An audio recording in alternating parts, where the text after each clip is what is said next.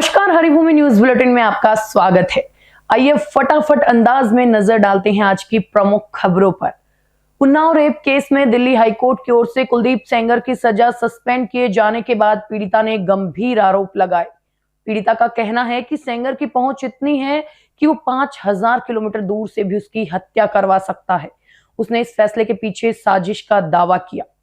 हरियाणा सरकार ने विधायकों की सुख सुविधाओं में बड़ा इजाफा कर अब उन्हें 5 स्टार होटलों में ठहरने की अनुमति दे दी है। नए संशोधन के तहत विधायक समितियों के दौरे के दौरान 12,000 रुपए तक का होटल बिल क्लेम कर सकेंगे। साथ ही पूर्व विधायकों की भत्तों वाली सीमा भी हटा दी गई है। उत्तर भारत में कड़ाके की ठंड और घने कोहरे ने जनजीवन थाम दिया है। यूपी के 68 जिलों में शीतलहर का अलर्ट है। वहीं चंडीगढ़ और आगरा जैसे शहरों में विजिबिलिटी 0 तक पहुंच गई है। पहाड़ों पर हो रही बर्फबारी से मैदानी इलाकों में पारा तेजी से गिरा है, जिसने उड़ानों और ट्रेनों पर बुरा असर पड़ा है। नए साल की शुरुआत के साथ ही 1 जनवरी 2026 से आम आदमी की जेब से जुड़े कई नियमों में बड़ा बदलाव होने जा रहा है। इनमें 8वें वेतन आयोग का प्रभाव, रसोई गैस की कीमतें, कार के दाम में बढ़ोतरी और पैन आधार लिंकिंग जैसे महत्वपूर्ण आर्थिक नियम शामिल हैं, जिनका सीधा असर आपके मासिक बजट और बैंकिंग सेवाओं पर पड़ेगा। हरियाणा के यमुनानगर में ड्यूटी पर देरी से आने की शिकायत करने पर एक सुरक्षा गार्ड की बेरहमी से हत्या कर दी गई। उसके सहकर्मी ने अपने 2 अन्य साथियों के साथ मिलकर इस खौफनाक वारदात को अंजाम दिया और साक्ष्य मिटाने के लिए शव को नदी में फेंक दिया। चीन ने एक साधारण मालवाहक जहाज को मिसाइलों से लैस युद्धपोत में बदलकर पूरी दुनिया को हैरान कर दिया है। झोंगडा 79 नामक इस जहाज पर रडार और वर्टिकल लॉन्च सिस्टम तैनात किए गए हैं, जो इसे किसी विध्वंसक जहाज जैसी मारक क्षमता देते हैं। चीन की ये नई सैन्य रणनीति वैश्विक सुरक्षा विशेषज्ञों के लिए बड़ी चिंता का विषय बन गई है। पाकिस्तान में आर्थिक कंगाली और राजनीतिक अस्थिरता के बीच बड़े पैमाने पर ब्रेन ड्रेन का संकट खड़ा हो गया है। बीते 2 वर्षों में हजारों डॉक्टरों, इंजीनियरों और पेशेवरों के देश छोड़ने से हड़कंप मच गया है और इस बीच प्रतिभा पलायन को ब्रेन गेन बताने वाले सेना प्रमुख आसिम मुनीर की सोशल मीडिया पर जमकर खिल्ली उड़ाई जा रही है। पुणे महानगर पालिका चुनाव को लेकर महाराष्ट्र की राजनीति में बड़ा उलटफेर हुआ है। शरद पवार गुट की अजीत पवार के साथ गठबंधन की बातचीत सीटों के बंटवारे और चुनाव चिन्ह पर असहमति के कारण टूट गई है। इसके बाद शरद पवार गुट ने फिर से महाविकास अघाड़ी का रुख कर लिया है। नई दिल्ली में कांग्रेस वर्किंग कमेटी की बैठक में अध्यक्ष मल्लिकार्जुन खड़गे ने केंद्र सरकार पर तीखा हमला बोला। उन्होंने मनरेगा योजना को समाप्त करने के फैसले को गरीबों के अधिकारों पर प्रहार बताया और लोकतंत्र को बचाने के लिए राष्ट्रव्यापी आंदोलन का आह्वान किया। साथ ही उन्होंने बांग्लादेश में हिंदुओं पर हुए हमलों की कड़ी निंदा भी की। दिल्ली के विवेक विहार इलाके में सिगरेट के लिए 20 रुपए नहीं देने पर एक व्यक्ति ने अपनी पत्नी की गला दबाकर हत्या कर दी। जी हां, और बाद में खुद भी ट्रेन के आगे कूदकर जान दे दी। ये दुखद घटना घरेलू हिंसा और आवेश के चरम स्तर को दर्शाती है। पुणे में एक शिक्षित जोड़े ने शादी के महज 24 घंटे के भीतर ही तलाक ले लिया।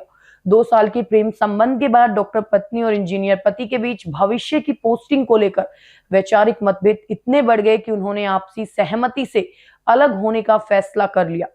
उत्तराखंड की अंकिता भंडारी हत्याकांड में अभिनेत्री उर्मिला सनावर के दावों ने नई हलचल मचा दी है। उर्मिला का कहना है कि उनके पास इस केस से जुड़े बेहद महत्वपूर्ण सबूत हैं, जो जांच की दिशा बदल सकते हैं। उन्होंने पुलिस के साथ सहयोग करने की इच्छा जताते हुए मामले की तह तक जाने की बात कही। मशहूर कवि कुमार विश्वास ने ताजमहल को सफेद कब्रिस्तान करार देकर कहा कि आज का युवा ताजमहल के बजाय अयोध्या और वृंदावन को प्राथमिक दे रहा है।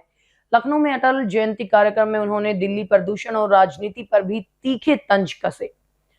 रुड़की के मोहितपुर गांव में मंदिर में तोड़फोड़ के बाद सांप्रदायिक तनाव फैल गया। युवक द्वारा शिवलिंग को क्षतिग्रस्त किए जाने के बाद हिंदू संगठनों ने भारी विरोध जताकर प्रदर्शन किया।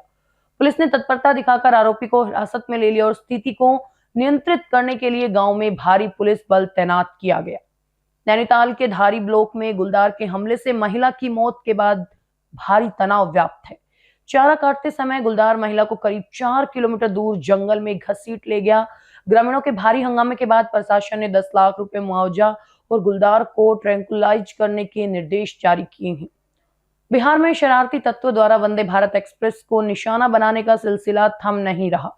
समस्तीपुर के पास ट्रेन पर हुई पत्थरबाजी में खिड़की का शीशा टूट गया, जिससे यात्रियों में हड़कंप मच गया और 3 दिनों के भीतर ये दूसरी ऐसी वारदात है।